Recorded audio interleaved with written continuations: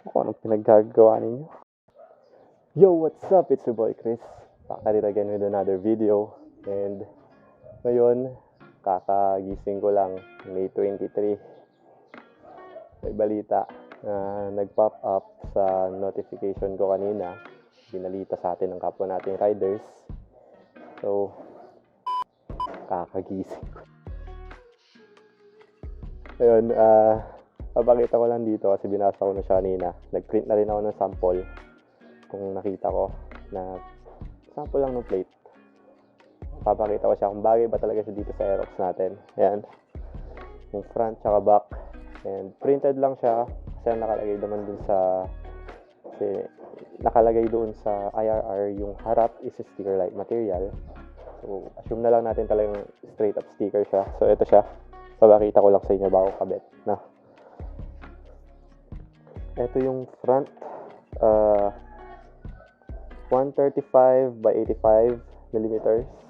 Tapos yung letters niya nasa 40 millimeters siya.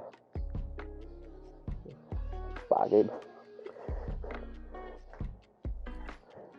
Ito, sabi niya sticker like material. So, sakali nga sticker na lang. Gawin ko lang kung saan natin ikakabit to. Kasi size niya is para lang siyang phone. Sabi nila, ang size daw nito is parang sa iPhone X. Ko lang kung saan ko ikakabit yan mamaya. Ito naman yung back. Ito wala tayong problema dito eh. May kakabit natin dito. Kahit anong laki to, may kakabit yan, tapos kita yan. Lalaki niyan eh.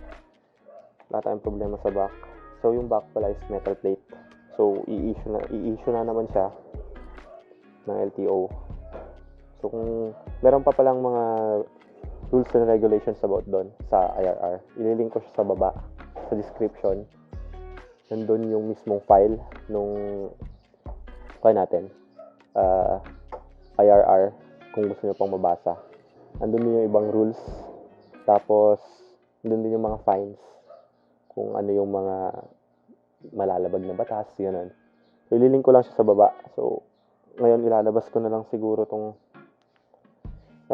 muna siguro tong Aerox ngayon. Kasi hindi natin pwedeng ipakita. Masyadong maliit tong So, lalabas ko lang siya saglit.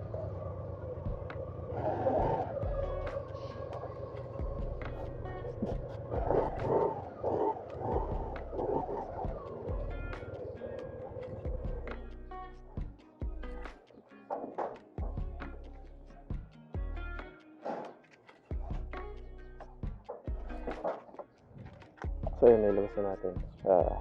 Mas pa ako nakakaya sa mga kapitbahay kasi kakabit lang natin naman yung front. Tapos yung back, titignan natin 15 meters away. So, yun. Baba ko lang muna siguro tong camera. Check natin kung saan pwede.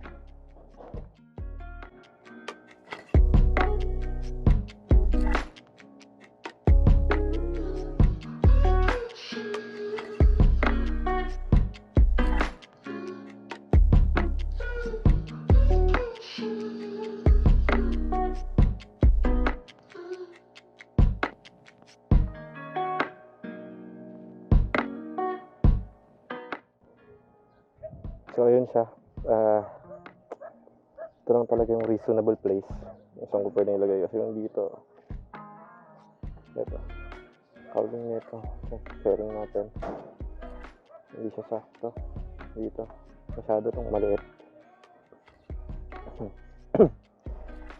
So, ito. Ito pala. Kalimutan ko ba may color dito.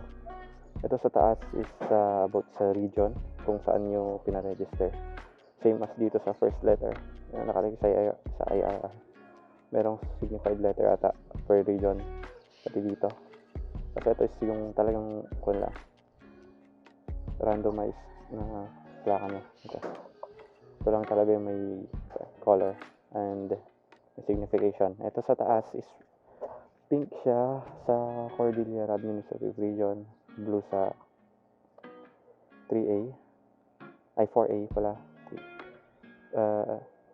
Tapos green sa region 1. NCR is pure white kahit naka ano siya, white talaga. Hindi ko sure kung susundin nila yung flat na ganito kasi ito yung nasa IRR or may nilabas kasing dati na design is yung may itong letter sa taas, itong number sa baba. So magkakon siya. So same as sa likod, ganun pa rin. Ito siya. Ito wala tayong problema dito sa likod kasi talagang kita siya.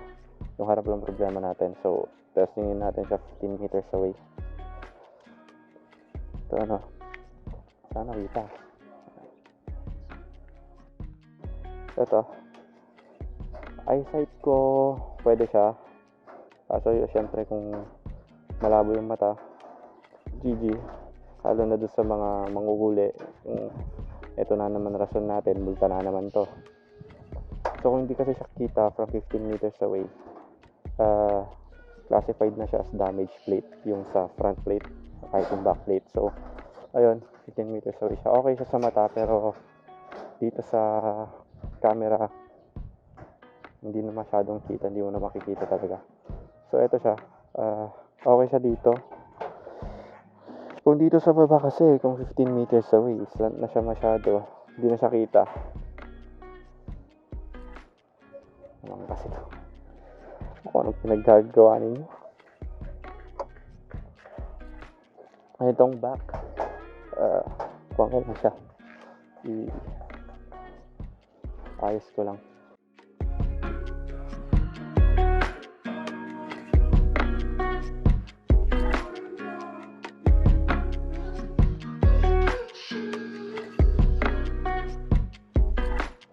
Ayun. Eto sa likod, I doubt may problema tayo dito. So, malaki na yan eh. So, yan siya. Hindi ko alam kung makikita nyo pa rin sa camera. Pero ayun, kita siya. Malaki talaga sa likod. Ayos yung likod. Yung sa harap lang talaga problema natin. So, ayun, comment down below. Yun talaga gusto yung pakita sa inyo kung bagay siya dito sa Aerox. Wala namang problema kung sa visor. Yung sa likod. Comment nyo down below kung ano yung thoughts nyo dito sa batas na to. Yung kung lang naman, problema lang naman dito talaga yung sa front. Wala tayong problema sa backplate. Okay lang siya kahit ganyan kalaki. Yung front lang talaga problema. Buti nga hindi siya metal plate na kailangan ng bracket. Pero may nagsasabi kasi dun sa IRR na kailangan daw ng bracket.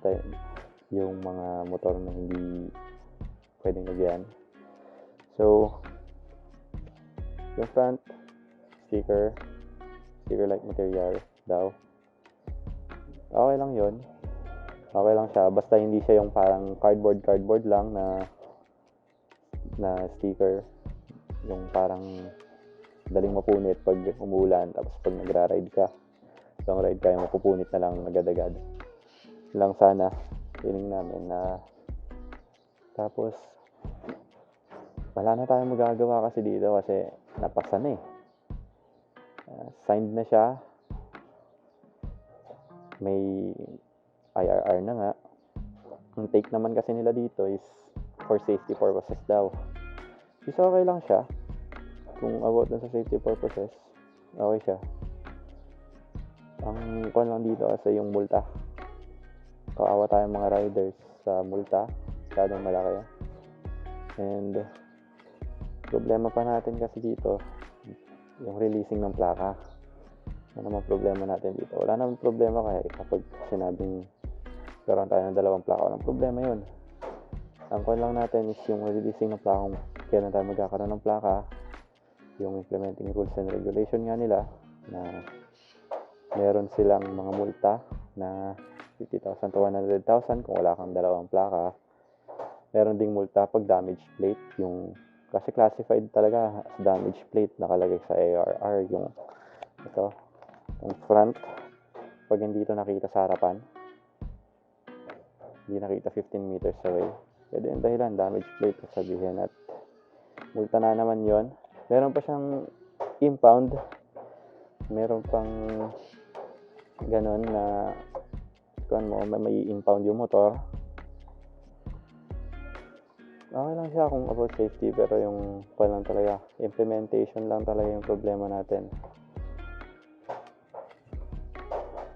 And yun nga, kung magkaroon tayo ng bracket is sobrang tagal magkaroon ng ganyan, kasi syempre hindi lang naman basta-basta lagay ka ng bracket dyan, kasi kailangan lalo na din sa ibang motor, hindi tayo pwedeng magkaroon ng universal bracket dito kasi syempre iba-ibang size ng motor, ganun.